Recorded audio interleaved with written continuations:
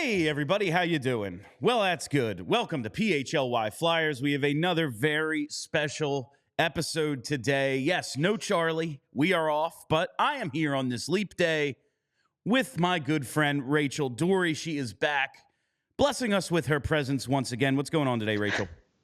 Not a lot. There's no news in the hockey world. There's nothing happening. There's been no trades. There's nothing happening. It's finally, it felt like we really hit a lull around the Monahan and Lindholm trades. It was like, all right, things are starting to get going, and then we hit a real pause there for a while, but looks like stuff is starting to shake loose. The Dallas Stars picked up Chris Tanev from the Calgary Flames yesterday. They got back a second-round pick, a conditional third, a 20-year-old D prospect with 5 points in 44 AHL games this year. What do you think of this first major trade of the season? Yeah, that's an underwhelming return, and I saw Kevin Weeks all but confirm my working theory, which was there was a Vancouver Canucks and Edmonton Oilers and Braintree living tax, which is not really the best way to operate, generally speaking. I also don't think that comes from the GM. I think that comes from further up the ladder, so I don't necessarily want to blame Craig Conroy here. But I think a lot of other GMs kind of have a right to be pretty pissed off because Chris Tanev sets the market, and now we're kind of at a stage where that's a really underwhelming return, right? You got a second-round pick, which, okay, fine. Grushnikov is not going to be an offensive player. He's going, if he makes the NHL at all, he's a nasty piece of business. Frankly, everyone in Philadelphia would have loved him. He's awful to play against in terms of the fact that, like, the net front he's a pain in the butt. He hits hard. He hits to hurt.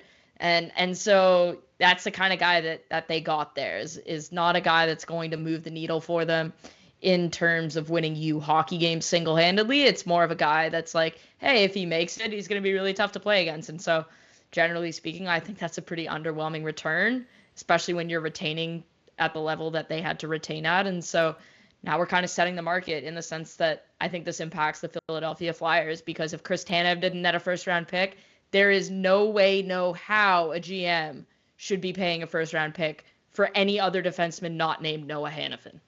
Yeah, that's the thing here. Like the next shoe to drop. But I'm just looking at this return with the 50% retention, and then the extra basically 25 that the Devils are picking up.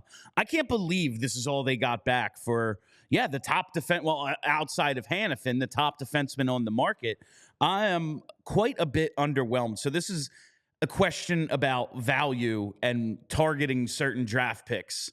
I have a theory that the Flyers should be looking down the road to like 2025 and 26 draft picks, because of the way GMs think. They're often short-sighted. There's a lot of times they're like, that's not even going to be my problem if this doesn't work out. That's Precisely. someone else's problem. I also think the Flyers are in a situation where they're really going to need those assets in a couple of years when it's time to buy some stuff, because they're just not going to be able to draft what they need with the way they've played thus far. Do you think like looking down the line is a smart strategy for some teams in terms of like compensation? Because you can get more for later than you would for an immediate like 2024 second rounder. Yeah, absolutely. I think that's a great way to do it. And you should be buying in the stock market. We call it puts.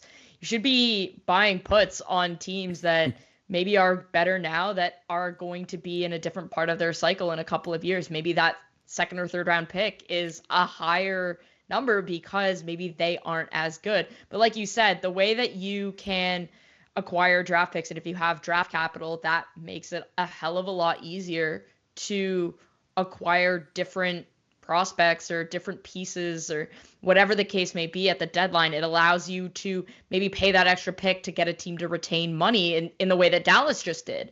And so if you look at it, Dallas has done a fantastic job of bringing guys in, developing them, making use of the draft picks that they've had.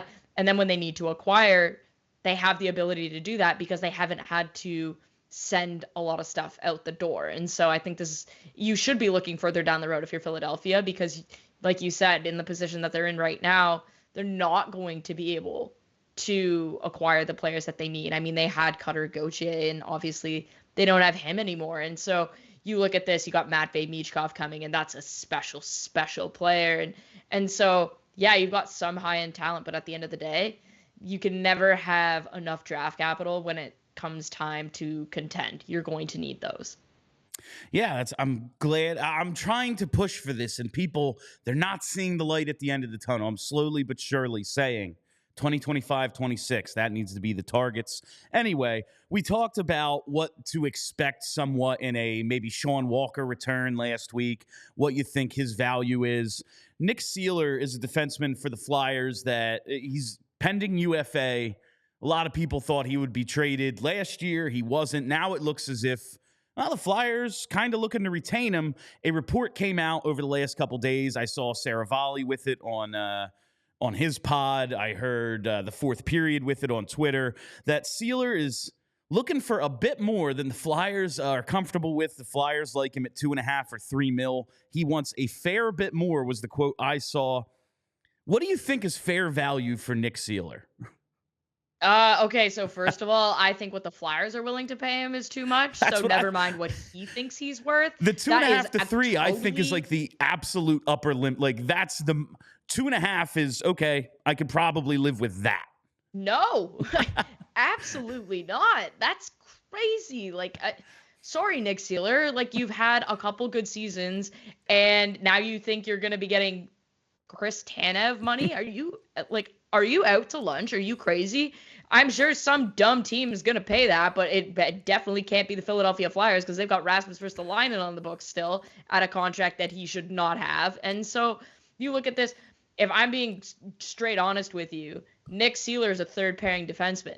They don't get term or money, and they shouldn't get term or money. Nick Seeler is probably not worth more than 1.75, frankly, like if we're being dead honest here. And so I think the Flyers offering him two something, that's too much money to begin with, but it's a lot closer to fair than whatever he thinks he's getting. Like, you're not getting $4 or $5 million. That's what Chris Tanev's going to get. Like, you're insane. It's just not happening. And if it does, that GM should be immediately dismissed. Like, you're out to lunch as far as I'm concerned. And so I think if that number is, frankly, if it's above 2, I'm walking away from Nick Seeler. That's crazy talk. Yeah, I'm trying to and I know I could just go by cap percentage and figure this out quickly, but the idea, what 2.5 to 3 million means in my head, because the cap's basically been the same since 2018, what that means in my head versus what it's going to mean over the next 2 to 3 years as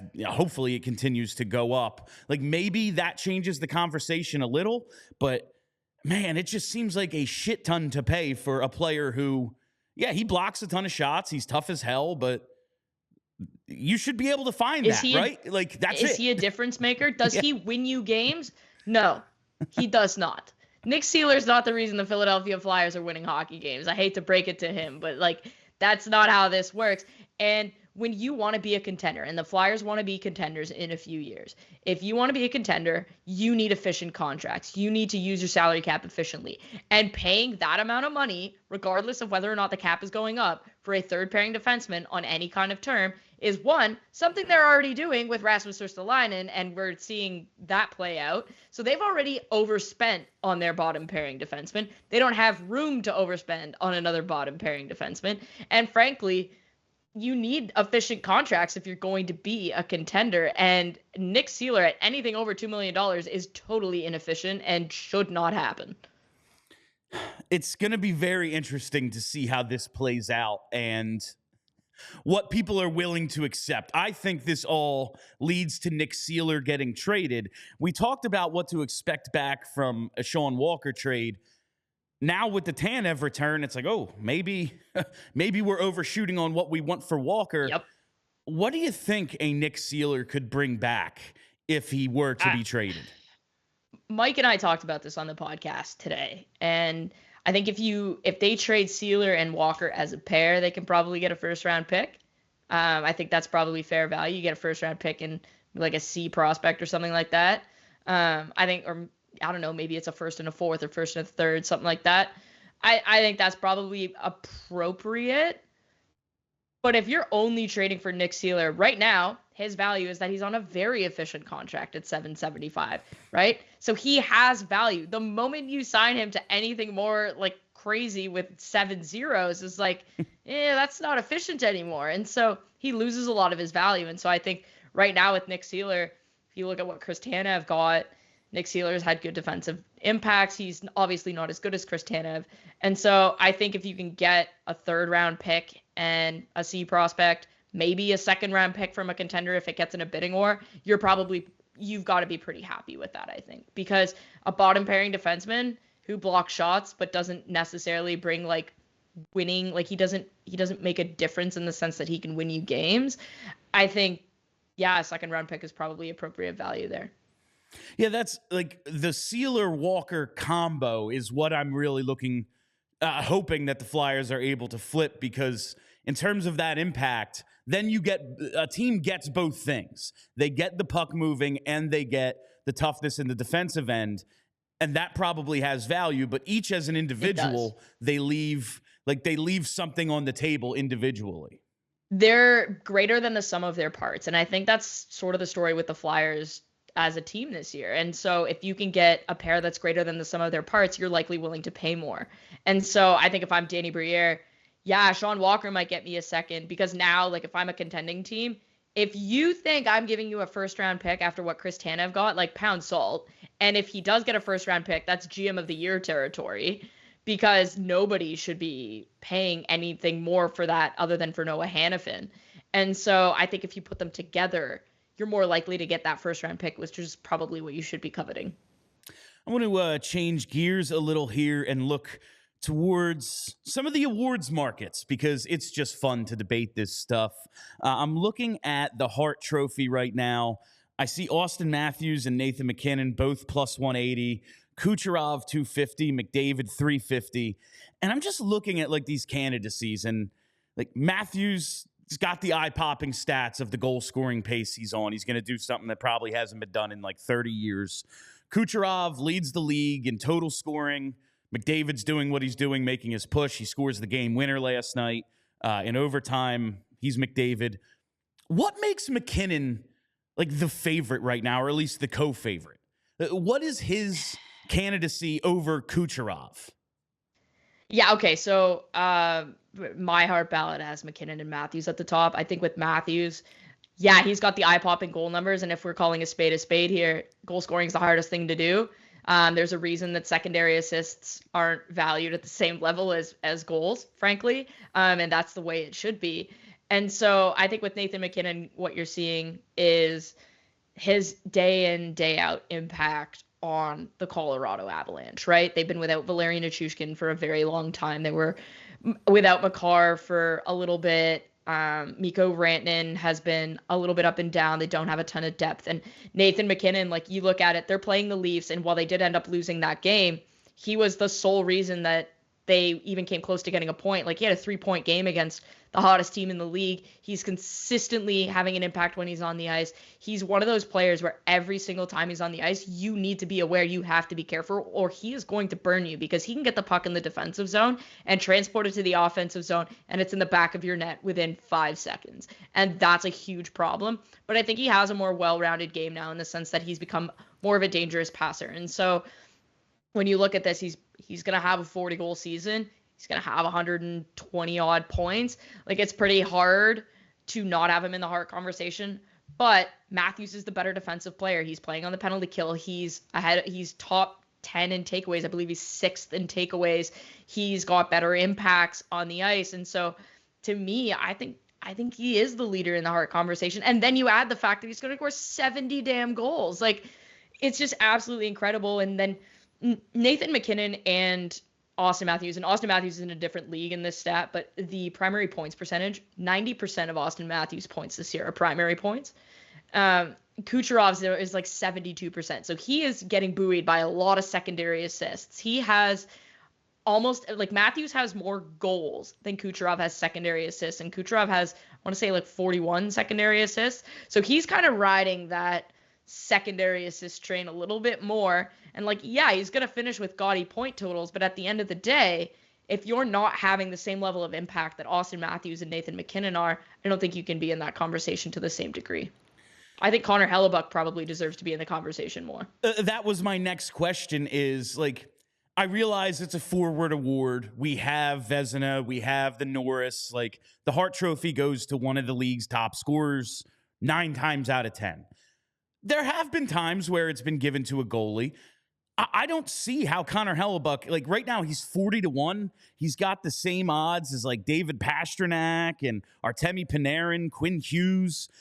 Should he not be higher up? Like, I don't see the efficiency in this market right now with Hellebuck. Yeah, I think this is really stupid. There are a couple things that really bother me about how goaltenders are evaluated. And it's one, there is no actual media award for goaltenders. The GMs bet on the or vote on the Vezina, and that to me makes absolutely no sense. The GM shouldn't be voting on anything but the GM award, frankly. And even then, I think they shouldn't be voting for them like on themselves. So I think you just remove GM voting. The Vezina needs to be voted on by the media, just like everything else is. And if you want to talk about spirit of the rule, spirit of the award, where are the Winnipeg Jets without Connor Hellebuck? And yes, they are a good defensive team, but Connor Hellebuck has really cemented himself as the Vezina winner, and I don't think that can really be a debate at this point. And so I look at this and I say, he's very clearly the MVP of a team that is one of the best teams in the league and is a Stanley Cup contender. He's on the ice all 60 minutes. He plays on the penalty kill. He is their best penalty killer. His stats are just out of this world. I think that it's disrespectful to not have him in the conversation, because the reality of the situation is you're only as good as your goaltender. How many coaches have won the Jack Adams because of goaltending? So I think it's almost like a fool's errand to think that he shouldn't be in the conversation. The problem that you have is people just don't know how to evaluate goaltenders, and that's an issue. But I could tell you for certain, Connor Hellebuck is going to be on my heart ballot unless he goes like 800 save percentage the rest of the way. That's like right now he's at 925, which is blowing away pretty much everybody with 20 plus starts. He's been phenomenal. He is their best player. Where would they be without him? Well, they might be with him in Utah, so who knows where they'd be without him. But it looks like it's all fine. That's what Gary Bettman's telling us. It's all fine. Don't worry about what's going on here. I don't think for a second that they're moving. I don't think so either. It's just very funny that the commissioner of the league is, where is this coming from? And the answer is the owner of the team. Anyway, so who do you think is the MVP? Is it Austin Matthews right now? Yeah, I think it is. I think if you're doing something that hasn't happened in 30 years and you're at the top of the league in a lot of other categories, like takeaways, like overall impact, like overall value, I think that's pretty difficult to deny. But I do think that Connor Hellebuck has a place in this conversation, and he is being disrespected at this point. I want to move on to the Calder Trophy. I mean, it's basically over. It's going to be Connor Bedard. He's minus 550 to win it. He's leading in most rookie statistics. Even his per game numbers are blowing everyone away, even missing the time he missed. Still leads in goals, still leads in points. But I got to say, my guy Sam Ersson, who is 60-1 to win, same odds as Leo Carlsson. He is the number one goalie on a team that should not be going to the playoffs and probably will for some reason. I feel like he needs a little bit of down ballot love. Like, you take a rebuilding team to the playoffs after you get thrust into the number one position, you deserve a couple of votes, no? I mean, I think it's sort of a moot point at this point. It's Connor Bedard, Brock Faber, everybody else. But when you look at it, yeah, he's had a good season. I think he might not even end up being the best rookie goaltender based on how Joseph Woll performs in Toronto down the stretch here. He's going to start tonight. But right now, yeah, Sam Ersson has had a fantastic rookie season. And I think goalies tend to get overlooked in the Calder Trophy balloting as well. And I think there is a case of that. But I think at this point, we're kind of at a scenario where Connor Bedard's winning the award. Brock Faber is going to finish in second. And we're talking about third place here. And at that point, you're probably looking at a Marco Rossi. It doesn't even really matter at that point. We're talking about a player, Connor Bedard, that he's doing things that they bring people out of their seats. Like, he's the best rookie in the league this year, whether you talk about wow factor, you talk about player. And I think the only guy that really even has an argument against him is Brock Faber. And I don't necessarily think it's a very good argument anymore either. No, it's going to be Bedard. For a lot of stuff like this, when there's a favorite running away with it, this might not be a smart strategy. But again, I don't know. I like to see, maybe I can get a guy at a huge price. He's actually becomes one of the 3 finalists, and then get a decent cash out number. That's I like to target dumb shit like that sometimes. No, that's, you see, and that's fair. Like, I think Connor Hellebuck is good there. That's good value with the heart. Like I had Connor Hellebuck at the beginning of the year and Thatcher Demko for the Vezina. I cashed out on Thatcher Demko because I was up quite a bit of money. I have Brock Faber, so I got Brock Faber at 40-1 in the first week of the season, because I was like, his odds, like that shouldn't be the case. When Connor Bedard went down and Brock Faber started to perform, I cashed that out at way more than I should have, and I still have a ticket on him at plus 2,000. And so I got him at 40-1. I got him at 20-1. I kept the 20-1 ticket. Bedard's gonna win it, but I mean, just in case, right? Anything could happen. It's a contact sport. We've already seen a guy get hurt once, and we saw it in McDavid's rookie year where things are going great, and then he crashes into the boards. And you can't win when you only play 40 games. I still think he probably should have won that year, but that's he was probably the most outstanding rookie, but it was just like he played 40 games, or I think it was 39, whatever, something like that. All right, the last thing I want to talk to you about today, Rachel. I just love a good online battle about stuff like this. Fighting. Oh, yes. So Matt Rempe comes up, takes the league by storm, fights Matt Martin in the Stadium Series, fights Nick Deslauriers, fights Matthew Olivier, all in the course of basically a week. There was no Olivier rematch last night when Columbus played the Rangers, but he's taken the league by storm. Like, he is one of the biggest stars of the, like, he's not one of the biggest stars in the NHL. He's the Empire State Building. But he is like a name people know right now, and being on the Rangers probably helps. What do you make of like the NHL's latest sensation? Yeah, it's hard not to cheer for Matty Rempe, honestly. You're talking about a kid who lost his father at a young age, relatively speaking, and he's living out his dream. It's him, his sister, and his mom, and it's really hard not to be very, very happy for a kid like that, especially when you're talking about a franchise with historic, it's an original 6 team. I think the only way this guy is more beloved is if he's a Flyer, because if you're a Flyer and you have 3 fights in your first 3 games, like, they're constructing a statue already for you, right? Like, I can't even imagine what Flyers fans would have been like if Matty Rempe came up and this was what happened. Like, we would not stop hearing about it. The thing is with fighting, I think we all need to have a pretty serious discussion about the fact that this is a 20-year-old kid, and there is science that proves that your brain is not fully developed until you're 25 years old. This guy's getting punched in the head 3 times a week, when in the UFC, like, you can't fight for like a certain amount of months afterwards because of the impacts on the brain. And so I feel like somebody in the Rangers organization got to him and said, all right, kid, like, let's settle it down here. You do not have to fight all the time. We do not want you fighting all the time. Because the reality is he's actually a pretty good hockey player. And he can skate. He's got size. He can hit.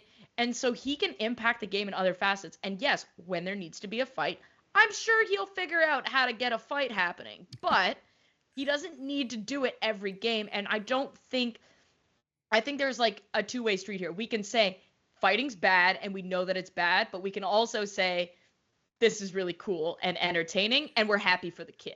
Yeah, I love the fighting. I grew up watching the AHL. My all-time favorite player is Frank Bialowas. Like, this is just the kind of shit I love. And yeah, it's not good for you. It's not good to get punched in the face.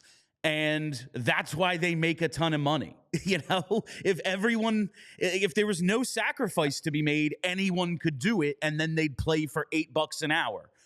They don't. Like, they're consenting adults as far as I'm concerned. Yeah, there's a place for the discussion, and I think fighting is still technically, like, it's a part of the game. And the kid came in, took it by storm, and kudos to him. He came in, wanted to show he belonged in the lineup. I don't think he's going anywhere right now. He's got one of the fastest selling jerseys. I was talking to my friend in New York, and they said they can't keep his jerseys in the stores right now. Like, he's beloved. And so if the Rangers send him down, Peter Laviolette is going to have like an angry mob at his house. So he's not going anywhere. He's earned his place in the lineup. His teammates absolutely love him. And so I think now the organization probably went to him and said, kid, you've earned your spot. You've proven that you belong here. You don't need to fight unless don't be taking yourself off the ice. And I think that's a fair approach to the situation, is we actually want you to play, so don't unnecessarily take yourself off the ice. And the way he plays, there's gonna be fights. Like, yes, you don't need to. I like the staged fights. I love pro wrestling, so like obviously I like that stuff, but you don't need to be in them all the time when you're gonna get in your fair share anyway. And also, he's a big dude. He's a strong dude. He needs to learn what he's doing a little bit, because to get knocked out by Matthew Olivier like that, like, I watched Pat Maroon 2 times this year just use his size against Nick Deslauriers and keep him out here and say, no, you're not hitting me. At 6'8", you should be able to do that. And Matt Rempe hasn't quite grasped that one yet. Yeah, I don't think anyone's actually taught him how to do anything. And I think that the New York Rangers, if they're smart, are calling a few of their alumni and saying, hey, could we borrow you for a couple ice sessions, whatever the case may be? They're probably going to get them boxing lessons in the offseason, depending on what happens. But I think when you come to the playoffs now, obviously the Rangers are a good team. But I especially don't want to see the Rangers in the playoffs now, because not only do they have Matt Rempe, they've got Adam Edstrom, who's 6'7" on the other side. So now Tom Wilson, if you want to screw around and bang Artemi Panarin's head off the ice, you might not have a great time later in the game. Like, there's going to be, he's a deterrent. Let's call it what it is. He is a deterrent. He might be like, we debate the deterrent factor all the time on this show. He might actually be the one.